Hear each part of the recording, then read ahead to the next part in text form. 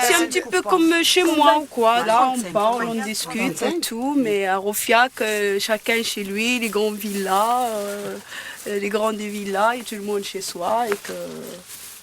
Et je travaille effectivement, mais aujourd'hui c'est mon jour de repos, alors je suis venue pour... Donc elle vient nous rendre visite. Voilà. Elle vient acheter quelque chose.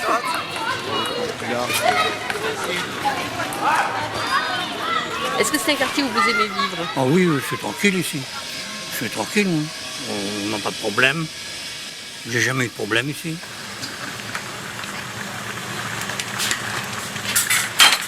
Ah mais ça y est, je l'ai trouvé la Riège. Moi je suis d'ici, de la Riège, de Pamiers. Je ne pense pas que j'irai habiter dans un autre quartier. Je me suis bien habituée. Moi je ne vois pas. Au début, bien sûr, il n'y avait pas tous ces immeubles-là. Il y avait des maisons anciennes. Les gens se mettaient dehors. Il y avait des personnes âgées, beaucoup plus de personnes âgées, quoi. Oui, on est bien dans le quartier là. Depuis qu'on est là, le quartier est vivant, le quartier, il y a des restaurants, il y a beaucoup de commerces. Il y a tout, Il y a tout ici. Il y a tout. C'est un mélange entre les Nord-Africains immigrés et Français. Et tout le monde s'entend très bien. On s'entend très très bien. Il n'y a aucun problème entre les commerçants, que ce soit Nord-Africains, que ce soit Français. Tout se passe bien. Je sais pas, j'ai l'impression qu'il y a une espèce de microclimat culturel, un microclimat aussi de tolérance entre toutes les communautés, quoi. Enfin, en tous les cas, entre les deux communautés principales que l'on connaît, la communauté maghrébine et la communauté, on va dire, européenne, quoi. Alors moi j'ai connu Arnaud Bernard parce que j'habitais au Minime avec mes parents et j'allais au lycée Fermat, donc je passais tous les jours devant. J'avais des copains dans le quartier. Et je me suis installé en 74, à la fin 74. Il y avait encore beaucoup des idées de 68. Et en fait, nous, notre idée a été totalement différente. C'était de s'installer dans un quartier et de travailler avec tout le monde et de faire le paradis là où on était et immédiatement. Voilà. Mais avec tout le monde.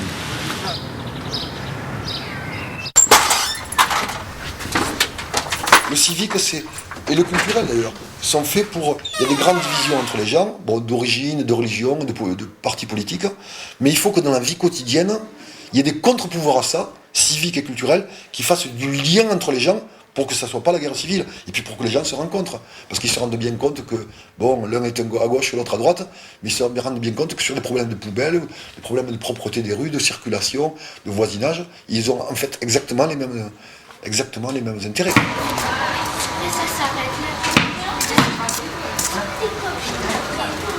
Non, alors vous c'est des amis, après c'est des copines. Il y a copines et amis. Voilà. C'est pas, après copines c'est pour les... Ce qui est bien ici, c'est que l'association elle est vraiment active. Ouais, l'association est vraiment active. Ouais. Les gens s'activent vraiment, ils se donnent pour que le quartier soit toujours vivant, soit toujours... Ouais. Là vraiment ils font beaucoup de travail.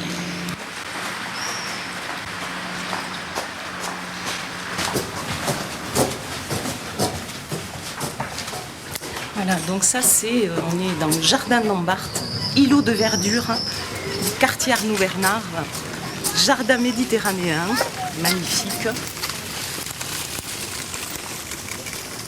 La place de Parentèle, c'est de répondre solidairement aux besoins des familles du quartier Arnaud Bernard hors quartier, donc d'écouter l'expression globale de leur vécu et aussi des problématiques lorsqu'elles les rencontrent. Donc c'est vrai que c'est au travers d'espaces, on va dire aussi festifs, culturels, de rencontres dans le jardin que souvent des parents se confient dans des problématiques momentanées, voire persistantes. Et là, effectivement, on peut rencontrer les problématiques de logement. Et d'ailleurs, nous venons de réussir à reloger une mère de famille avec ses 2 enfants qui vivaient dans des conditions très très précaires de logement, qui mettaient en danger la santé des enfants. Mais sur cette question-là, du logement, nous avons mis 2 ans, grâce au soutien de nos élus, à reloger cette mère de famille. Voilà, samedi et dimanche. Ah ouais, génial. Ouais, samedi et dimanche sur la place. Ouais. Et si là? Pas sur la petite, la grande. D'accord. Je suis cofondateur du comité quartier, même si j'y comprenais rien au début. C'est des gens plus âgés qui m'ont demandé de venir au comité quartier, je ne savais pas ce que c'était, donc j'ai appris beaucoup de choses avec eux. En fait, j'étais au début. En fait, nous, on n'a pas fait de résistance, c'est pas vraiment le mot résistance, c'est plutôt proposer des choses.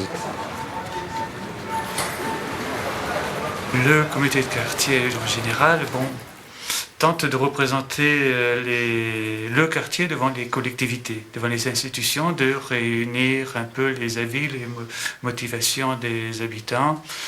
Et c'est d'abord une force de proposition. Je me souviens que déjà certaines personnes m'avaient parlé parfois de contre-pouvoir. Ce n'est pas ce rôle-là que peut avoir un comité de quartier d'une façon générale.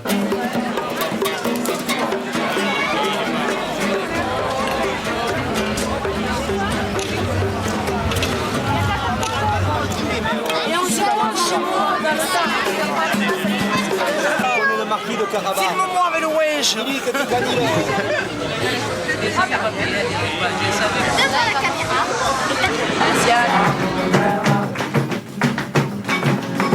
Il y a le tabac volé. Le repas de quartier, c'est rigolo parce que moi j'étais en train d'écrire un roman.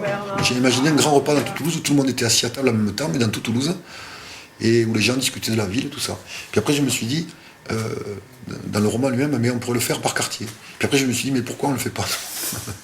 Pourquoi on ne le fait pas réellement? Donc j'ai réuni des copains, on a commencé ce premier repas. Alors évidemment je me suis inspiré j'avais dans la tête des repas que j'ai vus dans les villages ou les gens, tout ça. Mais il fallait renverser totalement l'idée. Parce que ici, c'est pas un repas d'une communauté qui existe déjà et qui se retrouve pour manger. Le repas sert à fabriquer une communauté éphémère, en fait. D'aller voir les voisins qu'on ne connaît pas et que peut-être on ne reverra pas. On a commencé à lancer ça au printemps, l'été arrivé, et puis on avait lancé dans notre pensée. Et comme je tenais le café, on a dit tous les mardis, on le fera en hiver, on le fera dans mon café. Et c'est comme ça qu'on a continué, et puis ça s'est connu dans d'autres quartiers qu'ils ont commencé à le faire.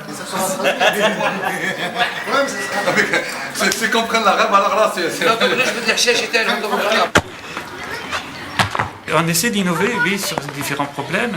On tente de les traiter, mais on propose effectivement régulièrement des choses inédites. Quel est votre métier? Je risque d'être bientôt rendeur service. C'est un nouveau métier. On ne sait pas encore si ça va être accepté, mais c'est le rendeur service, c'est la personne qui fait ce que les autres devraient faire tous les jours, au quotidien, c'est-à-dire aider son voisin, avoir un civisme un peu pratique, développé. Voilà. Bon, moi, comme j'ai fait du social longtemps, j'en ai a priori le profil, je le fais déjà un peu. Et là, je travaillerai pour le comité de quartier pour faire le lien entre les associations, les administrations. Voilà. C'est un lien qui manque et ça devrait avoir de bons résultats. Et il se peut que le modèle soit intéressant aussi pour être reproduit dans notre quartier si ça marche. Voilà. Autrement, c'est tout nouveau. Hein. Il me semble que ça n'existe pas. C'est l'ancien nom du garde champêtre. Ah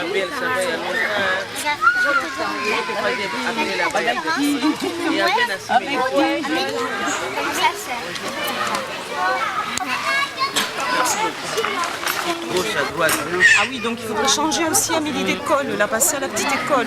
Ça va être un problème d'effectif. Après, dans son bureau, elle a dit qu'elle ne peut pas rester là-bas, elle ne peut pas jouer dans la même école parce qu'elle, avec sa dame, là, ça tape. Nous avons aussi mis en place l'accompagnement éducatif périscolaire. Donc depuis 3 ans, nous accueillons 30 enfants du cours préparatoire au collège, au 3e, sur un temps accompagnement aux devoirs, à la scolarité, tous les soirs de la semaine, ainsi que le mercredi après-midi.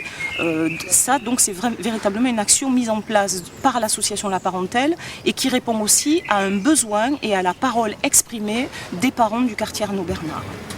Tu veux le faire en couleur? Tu vas changer alors, tu viens là. Oui, mais j'arrive pas à faire crayon. On fait les devoirs. Et aussi, on fait des recherches sur Internet. Le choix du soir. Sofiane, elle a étudié. J'ai des difficultés, parce que mes parents ne parlent pas le français. Je ne suis pas français. C'est de quel pays? Je suis marocain. J'avais des problèmes de maths. J'arrivais pas à trouver. Je m'appelle Barbie, j'ai 25 ans. Je préfère l'histoire. Qu'est-ce que t'aimes en histoire? Décalquer. C'est pas de l'histoire, ça. Si, décalquer les cartes de France. Ah ouais, c'est de la C'est bon, géographie. je m'ennuie plus, ça va. Ah oui, ce que j'aime en histoire, c'est... Sakura. L'histoire comme de César et comme ça. Ah, tu me suis fait virer de l'école. Pourquoi? Parce que j'étais trop violent.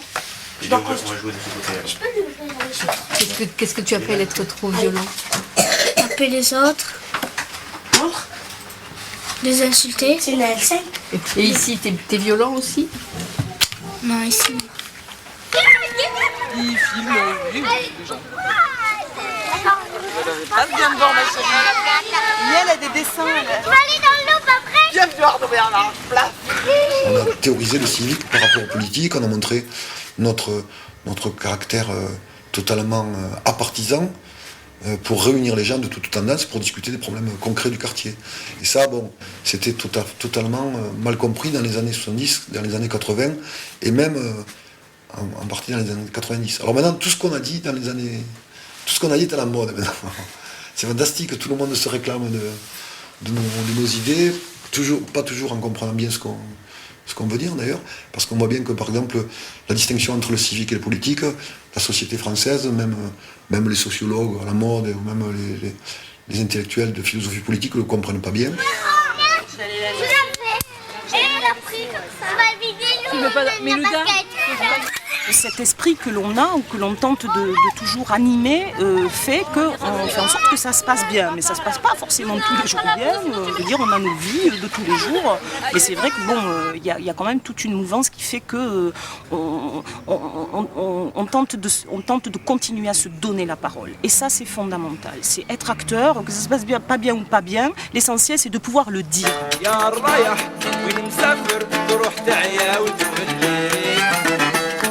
المذمول عتاب الغافلين قبلك وقبلي يا